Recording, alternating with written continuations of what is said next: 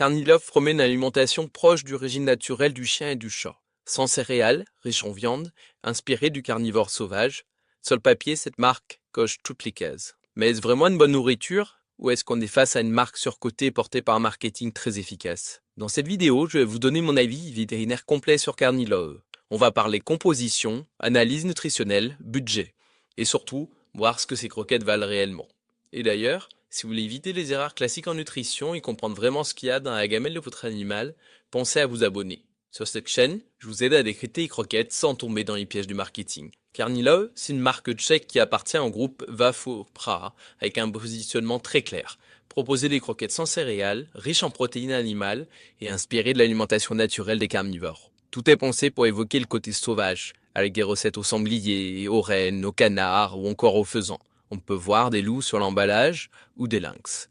On est typiquement sur une marque avec une image très forte et qui est très présente en animalerie et sur Internet. Quand on regarde la composition, il y a effectivement des points intéressants.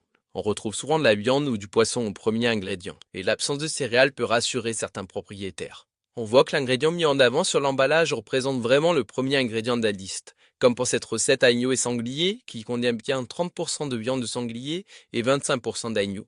Ou encore, cette recette au saumon qui contient effectivement du saumon comme premier ingrédient, à raison de 45%.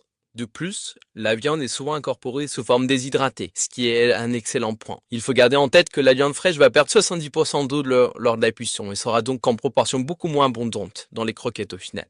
Mais dès qu'on creuse un peu, on voit apparaître plusieurs limites importantes. Pour remplacer les céréales, la marque utilise beaucoup de légumineuses, notamment les pois, qui constituent une source de glucides. Et ça, c'est un point clé à comprendre. Sans céréales ne veut pas dire pauvre en glucides. En réalité, on remplace simplement une source d'amidon par une autre. Donc le discours très orienté à l'alimentation naturelle du carnivore est à relativiser. Autre inconvénient des légumineuses, elles contribuent à l'apport en protéines affichées, alors que les protéines végétales présentent une qualité biologique bien moindre que les protéines animales pour nos carnivores. Si on passe à l'analyse nutritionnelle, on voit pour les recettes pour chiens que le taux de protéines est effectivement plutôt élevé, avec un taux de l'ordre de 33 à 38%, ce qui donne un RPC, donc un rapport protéino-calorique, satisfaisant, entre 86 et 97 selon les recettes. Le taux de glucides est non négligeable, mais reste contenu aux alentours de 20% pour voir la plupart des recettes. Mais attention, il peut monter quand même à 30% pour certaines recettes comme celle-ci au saumon. Le taux de matière grasse et la densité énergétique sont globalement élevés. C'est un bon point pour les animaux actifs et sportifs, mais ces croquettes sont moins adaptées aux animaux sédentaires ou ayant tendance au surpoids. Chez le chat,